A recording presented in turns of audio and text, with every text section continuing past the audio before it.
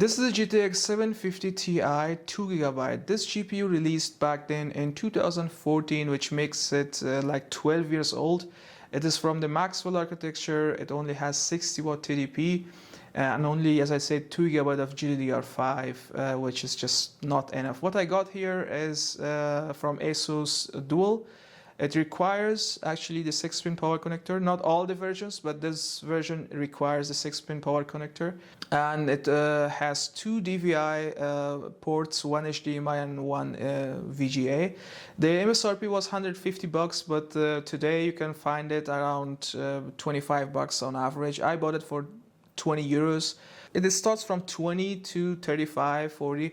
There are some people selling it more than that, but I personally wouldn't pay more than $30 for this, because otherwise there will be better versions or better GPUs, more than 35 euros or $35. So the CPU that we are pairing this GPU with is a Core i7-2600K, which is older than this GPU, released back then in 2011. And the socket is LGA1155, which is pretty old. It has 4 cores, 8 threads. The base clock is 3.4, boost clock 3.8. And the price is, I bought it 15 euros, but there is different. I wouldn't pay more than $20 for this because it doesn't worth it. Yeah, there's different prices online. As I said, on average, 15 would be the price to go, or max $20. So that would be the pricing of a Core i7-2600K. There are people, of course, online that they are selling it for 50, 60, or $100. I don't even know why, but yeah, there are people that has unrealistic pricing on the stuff that they are selling online. But anyways, the system that I have here is, as I said, the Core i7-2600K, GTX 750 Ti, and I got a 16GB DDR3 RAM. So I test 10 different games just to see how well it performed. I would say overall for this kind of PC, if you buy it parts or you buy it like pre-built, I personally wouldn't pay more than $100 for this. Even though for $100 I can get better PCs, but I would say something like between 50 to 100, you know, on average, let's say 60, 70 would be realistic price for this kind of PC, because this is 2025 and this is just not it. You can play a lot of games on this, but just forget about playing something like Cyberpunk or Alan Wake 2, because this system is not able to do that. But regardless of that, it plays a lot of games. So for the price you are paying, you get reasonable performance. And there's a lot of game you can play on this. I tested a few games, so just to see how does it perform in different games. The first game is GTA 5. I played this game on 1080p, high quality. I just put the texture quality on very high, which is a little above our VRAM. We only got 2GB of VRAM. But I didn't see any problem here. Of course, we didn't get 60 frames per second, lower than that, but it's playable. And if you want more FPS, just either lower the resolution or lower the setting. Just go everything on normal, which is low on GTA 5, and just put the texture on high, maybe just to get a better textures. But overall, it's a good experience.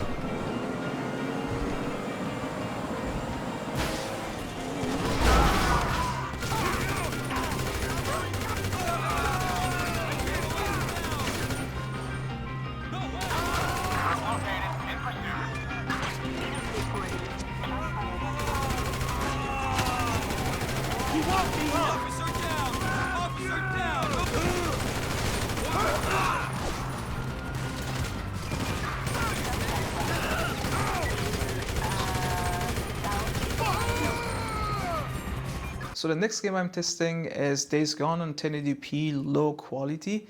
This game runs, I mean, I'm kind of skeptical about this because it's probably I get used to higher FPS, playing games on higher FPS, I don't know.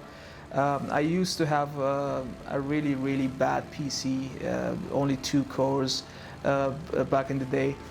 So I used to tolerate these kind of FPS. back then, but right now I kind of used to higher FPS, so this is kind of unplayable for me personally. But if you have a controller, this FPS 35 on average or this 37 is playable. It's playable even with keyboard and mouse, but my recommendation is with controller. If you have a controller, you would be more than fine playing like this. Or even if you have a system like this, I assume that you probably have um, like an older monitor also. I don't even know. So if you have a smaller monitor, you can go play it even 720p if you want to have a higher FPS. But I went with 1080p low, and visually it doesn't look that good, honestly speaking. Yeah, this is it. I mean, it's playable for many people. For me, I wouldn't play it with keyboard and mouse because it's just not that smooth. But with, as I said, with controller, I would be fine playing like this. Son of a bitch! You hit him. Tracks are fresh. So where the hell did you learn to track shit anyway? Used to go elk hunting with my old man when I was a kid. Ended up tracking shit for miles.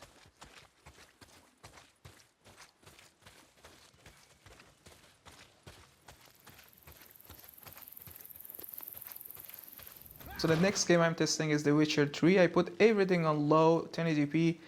Just the level of details and the textures are high, because otherwise it just doesn't look good. The FPS is playable. It is mostly over 40 frames per second. It depends where you are. If it's too crowded, some area that's too crowded, like Novigrad, of course the FPS will drop. But it's playable. Well, I didn't have the save game to go to Novigrad and to see how does it perform there. Overall, it's playable. It's not the best experience with Witcher 3, but it's AAA games, not competition. And for AAA games, this FPS 30 to 40, 35 to 40 is playable with keyboard or with controller, doesn't matter. So overall, not a bad experience.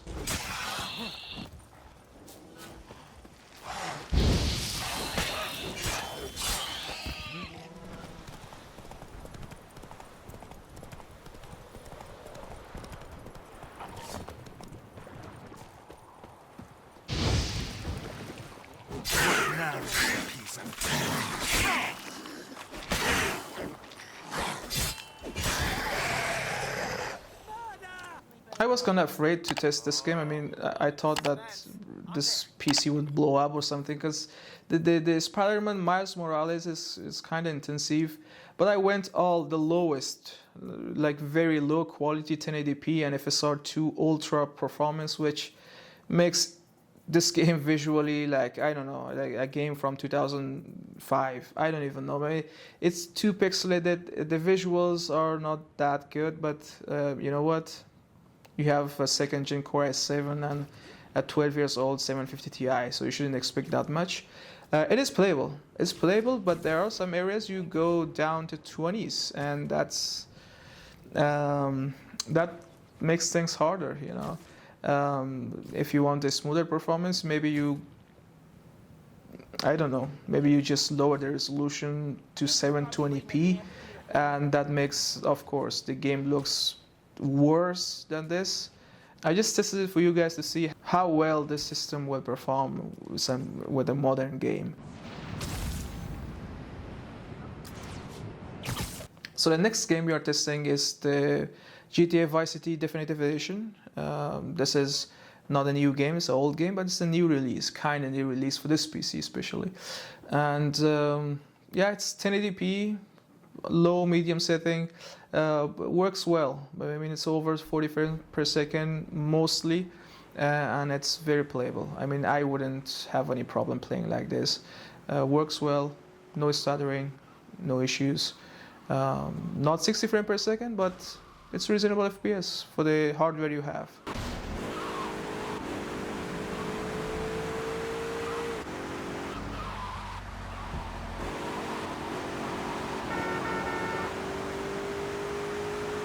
So the next game we are testing is the Far Cry 5. I think Far Cry 5 is pretty underrated game. I really like Far Cry 5. Visually it looks very good and the story is good, graphics, everything. This I tested on 1080p low and you get mostly over 30 frames per second, which is playable, as I said before with Days Gone. With keyboard and mouse, 30 frames per second, it's kind of annoying sometimes. Yeah, if you have a controller, you will be more than fine to play it. 35 frames per second on average is not that bad for the hardware you have, as I said before. And it's playable. You can, of course, go lower the resolution a little bit, maybe 720p, and get better FPS. But for 1080p low, it's fine.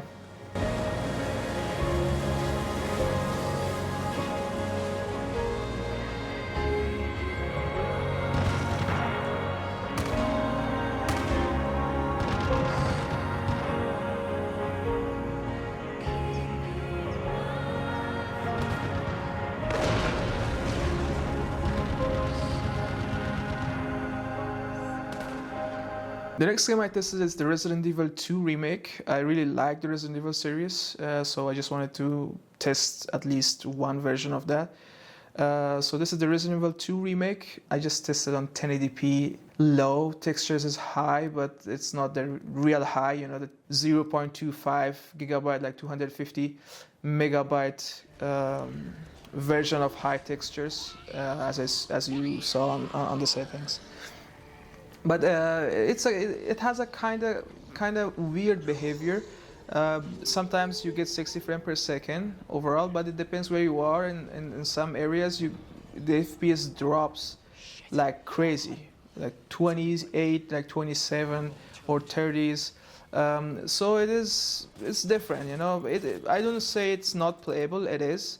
But if you can, you should be able to tolerate those lower FPS sometimes, because it goes down to 27, 28 or 30s. Sometimes, not always. It depends where you are. Especially when you shoot the gun and it's some lighting effects and this and that. That drops the FPS. But overall, I think it's playable. Well, personally, I wouldn't play a game like Red Dead Redemption on this PC, because Red Dead Redemption is just too good to experience it in this bad quality, you know. Well, the gameplay that you are watching, this is on 1080p resolution and everything is on low, included the texture quality, and the game looks shit. The game doesn't look good. It looks very bad. It doesn't even look like Red Dead Redemption 2, honestly speaking. But it's playable, and if you really like the game, I mean, you can go for it, play it. It's mostly over 35 frames per second, which is playable. And yeah, we cannot expect anything more than this from this PC. So the next game we are testing is the Sniper Elite 4 on 1080p lowest quality.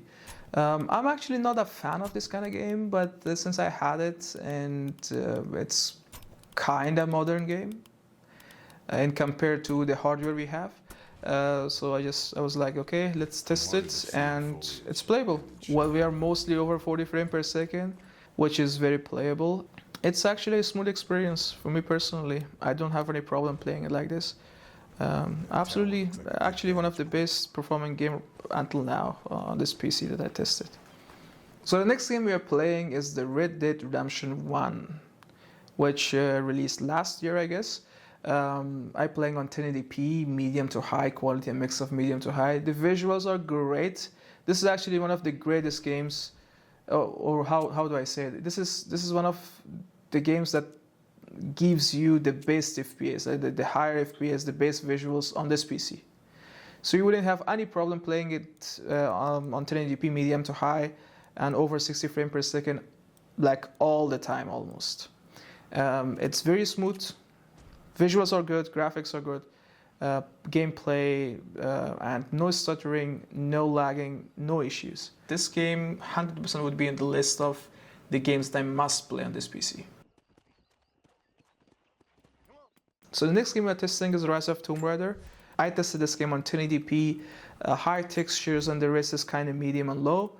While as you're watching, it gives you more than 40 frames per second on average, which is playable. Well, overall, for the price you're paying for this PC, it's not a bad deal. As I said, something like 50 to 100 bucks, you can get this PC. And overall, not a bad experience. Well, that was it, guys. Thank you for watching. If you like this kind of videos, well, please subscribe to the channel. I would really appreciate that. And thank you for watching. See you on the next video.